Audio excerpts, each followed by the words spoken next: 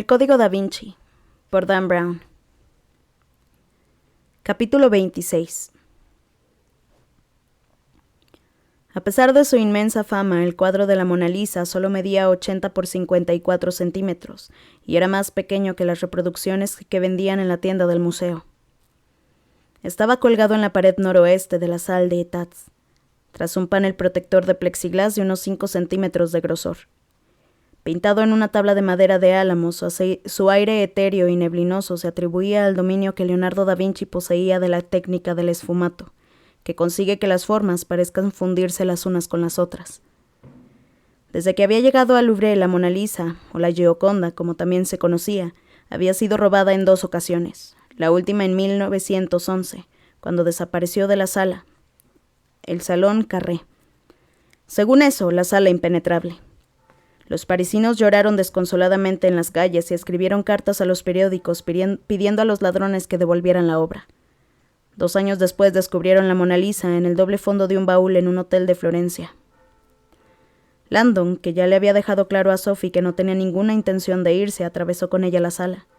Cuando aún estaban a unos 20 metros de la Mona Lisa, ella encendió la linterna y un haz a su lado llegó hasta el suelo. A su lado, Landon ya empezaba a notar ese cosquilleo de impaciencia que siempre le invadía momentos antes de ponerse frente a las grandes obras de arte. Se esforzaba por ver más allá de la mancha de luz azulada que emanaba de aquella linterna de rayos ultravioleta. A la izquierda apareció el diván octogonal como una isla obscura en el desierto mar del parqué. Ahora ya empezaba a distinguir el panel de cristal oscuro en la pared. Sabía que detrás de él, en los confines de su propia celda exclusiva, estaba el cuadro más famoso del mundo. Y sabía también que aquel mérito, el de ser la obra de arte más famosa del mundo, no le venía de su enigmática sonrisa, ni de las misteriosas interpretaciones atribuidas a muchos historiadores del arte y a defensores de las teorías conspiratorias. No, las cosas eran mucho más sencillas. La Mona Lisa era famosa porque Leonardo aseguraba que era su obra más lograda. Siempre que salía de viaje se la llevaba consigo y si le preguntaban por qué lo hacía, respondía que le resultaba difícil alejarse de su expresión más sublime, de la belleza femenina. Con todo, muchos historiadores del arte sospechaban que la devoción que Leonardo profesaba por su Mona Lisa no tenía nada que ver con lo artístico. En realidad, aquel cuadro era un retrato bastante corriente realizado con la técnica del esfumato. Eran muchos los que aseguraban que su pasión nacía de algo mucho más profundo, un mensaje oculto entre las capas de pintura. En realidad, la Mona Lisa era una de las bromas mejor documentadas del mundo.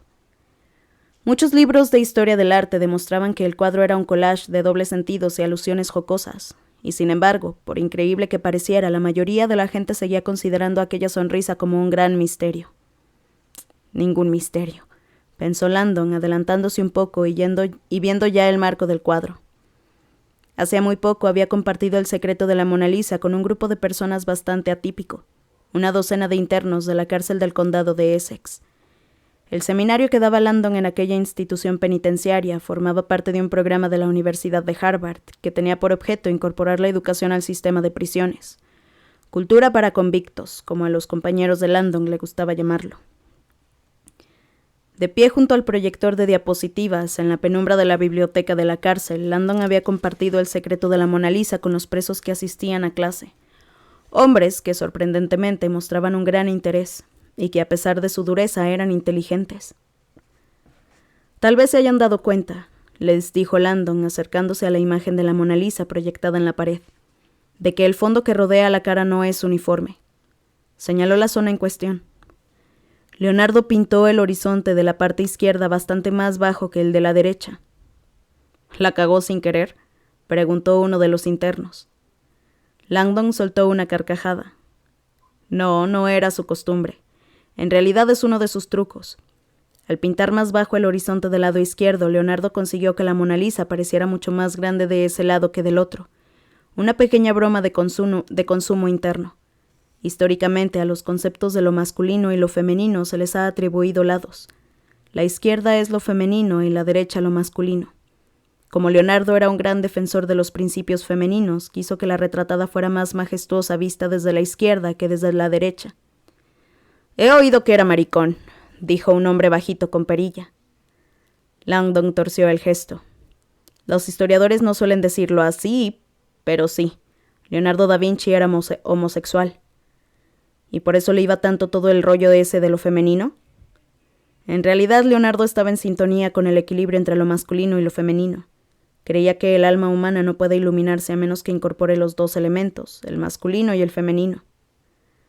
Como una chica con pene, ¿verdad? Las carcajadas fueron generales. Landon se planteó si debía hacer un inciso etimológico sobre el término hermafrodita y su origen en los dioses griegos Hermes y Afrodita, pero algo le dijo que en aquel contexto no tendría mucho sentido. Señor Langford, dijo un hombre más musculoso, ¿es verdad que la Mona Lisa es un retrato de Leonardo da Vinci disfrazado de mujer? A mí me lo han dicho. Es bastante posible. Leonardo era un bromista. Se han hecho análisis mediante ordenador tanto el cuadro como de algunos de sus autorretratos y se han encontrado similitudes sorprendentes. No sé qué se traía entre manos el autor, pero su Mona Lisa no es ni un hombre ni una mujer. Incorpora un mensaje sutil de lo andrógino. Es la fusión de los dos. ¿Seguro que eso no es la típica palabrería de Harvard para decir que la Mona Lisa esa era una tía feísima? Ahora fue Landon el que se echó a reír. Es posible, pero en realidad Leonardo nos dio una pista clara que nos dice que esa ambigüedad no es casual. ¿Alguien ha oído hablar de un dios egipcio llamado Amón? Sí, claro, respondió un preso corpulento, el dios de la fertilidad masculina. Landon se quedó mudo de sorpresa. Ah, lo pone en todas las cajas de condones, Amón. El musculoso sonrió. Tienen el dibujo de un hombre con cabeza de carnero y debajo pone que es el dios egipcio de la fertilidad. A Landon aquella marca no le sonaba, pero se alegraba de que los fabricantes de condones lo explicaran todo tan bien. Pues sí, es cierto. Amón se representa como un hombre con cabeza y cuernos de carnero y por su promiscuidad es lo que hoy en día llamaríamos un cachondo. ¿Y sabe alguien quién es su equivalente femenina, la diosa egipcia de la fertilidad? La pregunta fue seguida de varios segundos de silencio.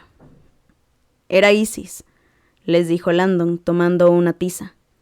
Así que tenemos al dios masculino Amón. Escribió el nombre en mayúsculas en la pizarra.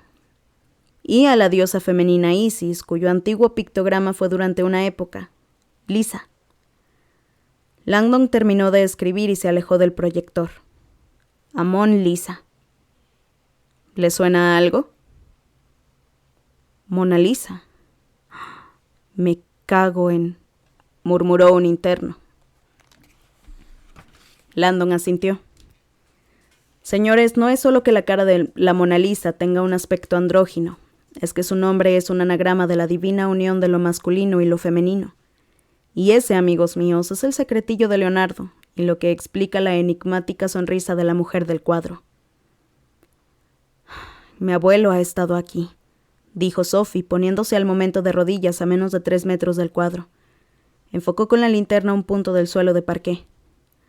Al principio Landon no vio nada, pero al arrodillarse a su lado se fijó en una gotita seca que se veía fosforescente a la luz. ¿Tinta? De pronto recordó para qué usaba la policía aquellas linternas especiales.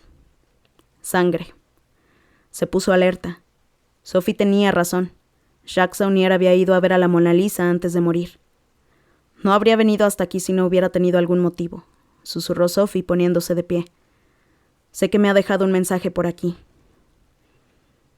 Cubriendo la escasa distancia que la separaba del cuadro, iluminó la franja del suelo que quedaba justo delante de la obra, pasando la luz varias veces por aquella zona. ¡Ay, aquí no hay nada! En aquel momento Landon vio un débil resplandor púrpura en el cristal protector que la Mona Lisa tenía delante. Tomó la mano de Sophie y se la levantó para que iluminara bien el cuadro.